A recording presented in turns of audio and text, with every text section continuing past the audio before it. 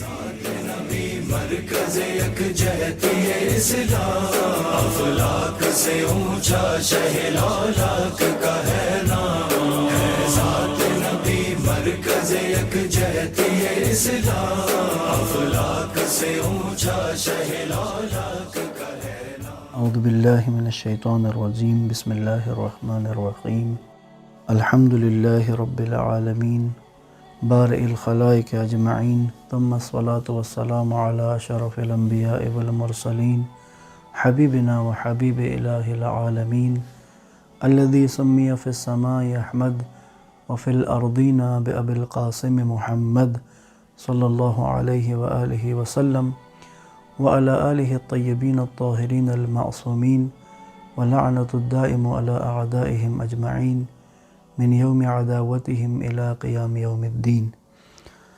السلام علیکم ورحمۃ اللہ وبرکاتہ۔ سیرت النبی آڈیو سیریز کی 17ویں قسط۔ کل کی قسط میں ہم نے عربستان کے مذاہب کے حوالے سے بات کی تھی اور حضرت ابراہیم علیہ السلام کے ذریعے سے توحید کا یہاں پر پھیلاؤ اور پھر دین ابراہیمی پر عمل کرنے والے اور اس کے مطابق زندگی کرنے والے بعض افراد اور بعض خاندان کی موجودگی کی بات ہم نے کی۔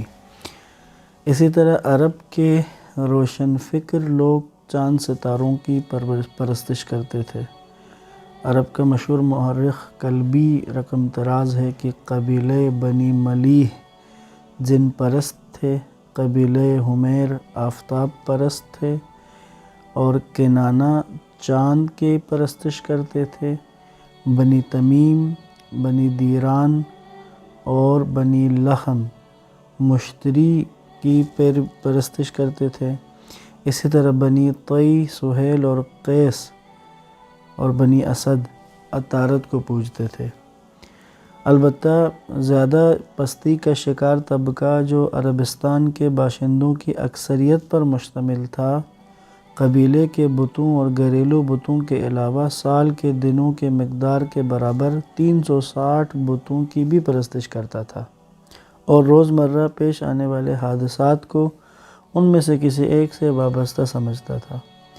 مکہ کے علاقے میں بت پرستی عمرو بن قدی کی کوشش سے شروع ہوئی، البتہ ابتدائی ایام میں اس وسیع پیمانے پر نہ تھی، بلکہ ابتدائی دنوں میں ان بتوں کو شفاعت کرنے والا سمجھتے تھے۔ پھر قدم اور آگے بڑھایا تو آہستہ آہستہ انہیں صاحبان قدرت سمجھنے لگے۔ وہ بت جو کعبے کے ارد گرد رکھے گئے تھے عام لوگوں کے لیے قابل احترام تھے، لیکن قبیلوں کے بت فقط ایک مخصوص گروہ کے لیے لائق تعظیم ہوتے تھے، اور چونکہ ہر قبیلے کا ایک الگ بت ہوتا تھا تو ان کی حفاظت کی غرض سے ان کے لیے جگہ معین کر دی جاتی تھی، اور جہاں بت ہوتے تھے ان کی عبادت گاہوں کی کلید برداری وراثتاً ایک ہاتھ سے دوسرے ہاتھ میں منتقل ہوتی تھی، یعنی جس کمرے میں یا جس جگہ بت رکھا گیا ہے ان بتوں کی کلید برداری کا، یعنی چابی جن کے پاس ہوگی بت خانے کی، اس چابی کا سلسلہ یعنی وراثتاً منتقل ہوتا تھا۔ گھریلو بتوں کی دن رات گھر والوں کی جانب سے پرستش کی جاتی تھی، یعنی ہر گھر میں بھی بت رکھے ہوتے تھے، اپنے اپنے گھر میں بھی۔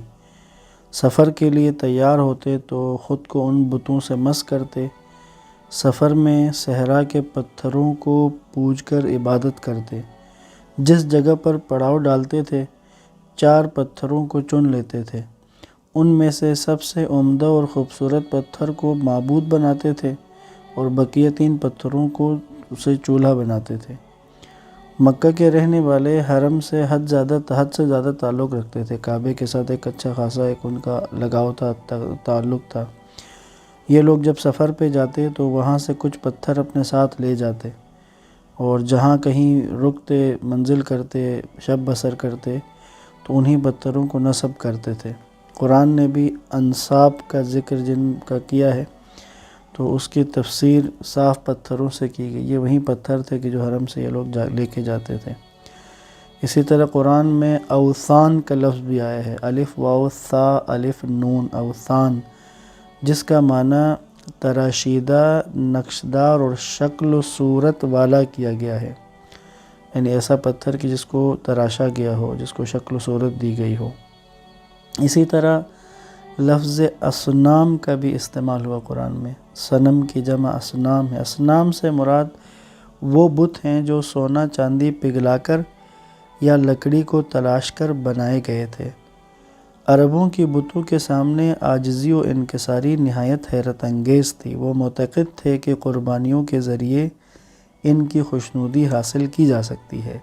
قربانی کے بعد قربانی کے حیوان کا خون بت کے منہ پر مل دیتے تھے اور اپنے اہم کاموں میں ان بتوں سے مشورہ کرتے تھے، اور ان کا مشورہ کرنے کے لیے وہ لکڑیاں ہوتی تھی، 2 لکڑیاں، جس میں سے ایک پر افعل اور ایک پر لا تفعل لکھا ہوتا تھا۔ افعل یعنی کرو، لا تفعل مطلب نہیں کرنا ہے۔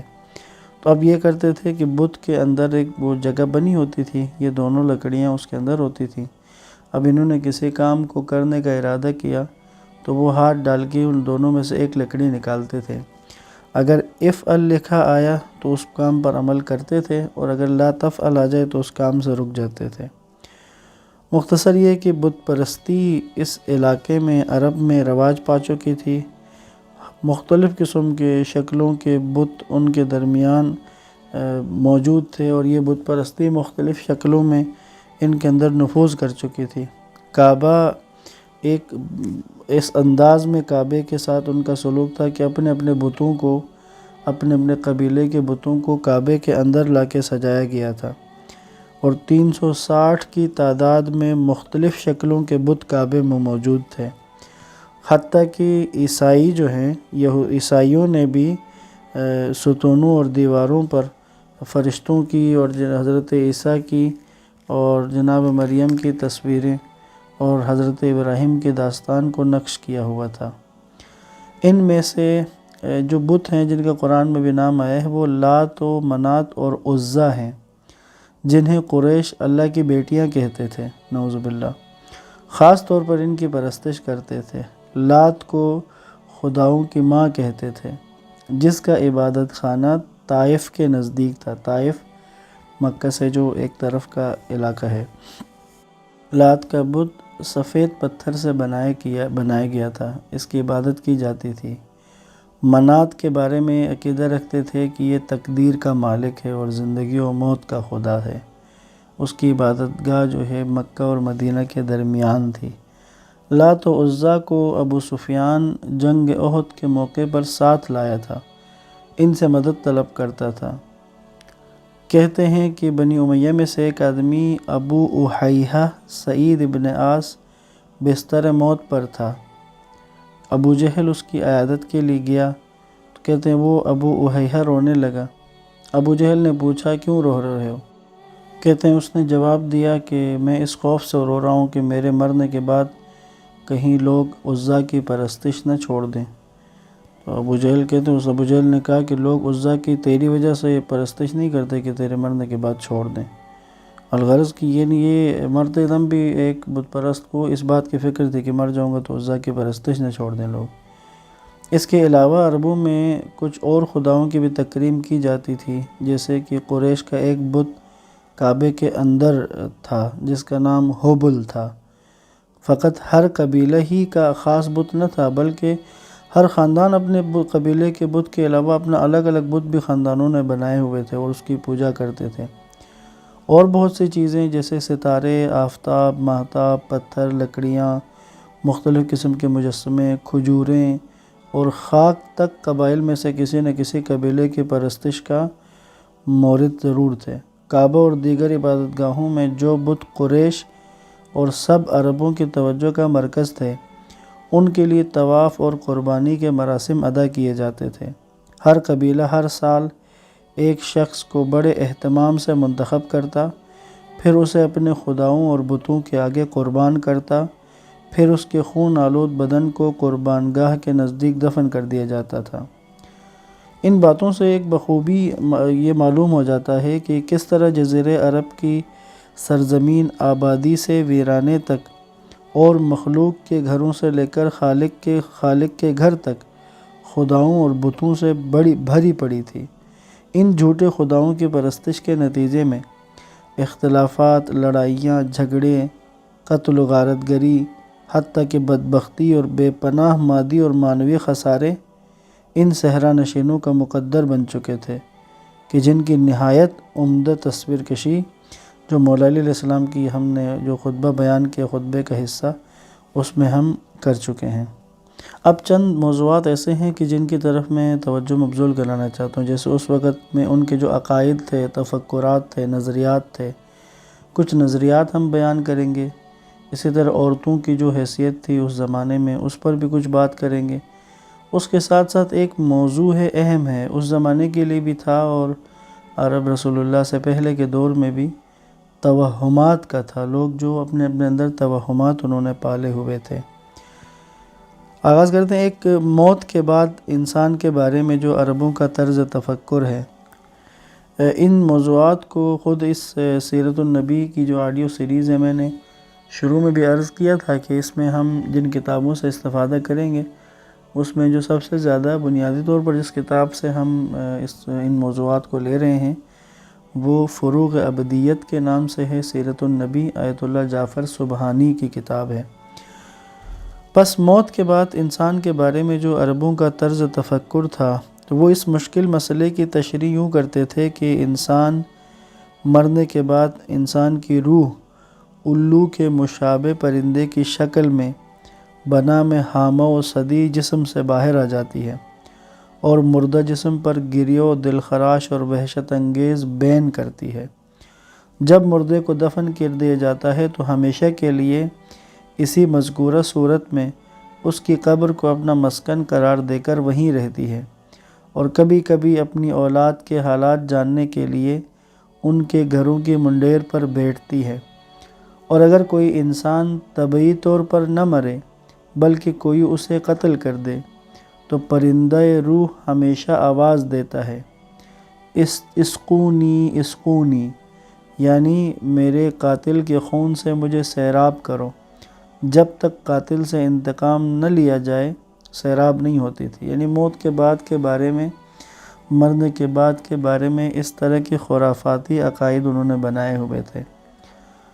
تو یہاں ایک حقیقت روشن ہو جاتی ہے کہ عرب کی وہ تاریخ جو اسلام سے پہلے تھی اور وہ جو اسلام کے بعد ہے، یہ دو متضاد تاریخیں ہیں، کیونکہ بیٹیوں کا قتل کرنا اور انہیں زندہ دفن کرنا کہاں، اور یتیموں سے بھی مہربانی اور نوازش سے پیش آنا کہاں، لوٹ مار اور قتل و غارت گری کہاں، لکڑی اور پتھر کے بتوں کی پرستش کرنا کہاں، اور خدائے یکتا و یگانہ سے لو لگانا کہاں، کہاں کہ غلاموں پر وحشی انداز میں تشدد کیا جائے، ان کے اوپر ظلم و زیادتی کی جائے، ان کے حقوق کو پائمال کیا جائے، اور کہاں کہ غلاموں کے ساتھ بیٹھ کر ان کے درمیان میں ان کو اپنا بھائی کہا جائے، ان کے ساتھ بیٹھ کر ان کے ساتھ کھانا کھایا جائے، ان کو برابری کا حق دیا جائے،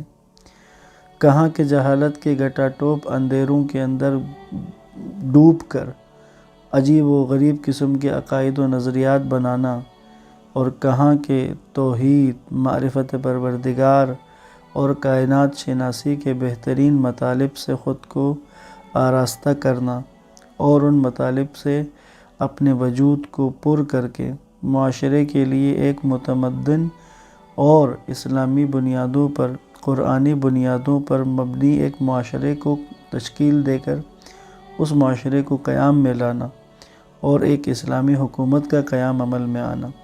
بس یہ دو متضاد تاریخیں ہیں عرب۔ اگر ہم اسلام سے پہلے کے عرب کو دیکھیں اور اسلام کے بعد کے عرب کو دیکھیں تو ہمیں بالکل ہی ایک مختلف اور متضاد تاریخیں نظر آتی ہیں۔ انشاءاللہ اگلے مرحلے میں، اگلی قسط میں ہم عربوں میں عورتوں کی حیثیت کے بارے میں ایک تفصیل سے چند باتیں آپ کی خدمت میں عرض کریں گے انشاءاللہ۔ والسلام علیکم ورحمۃ اللہ وبرکاتہ۔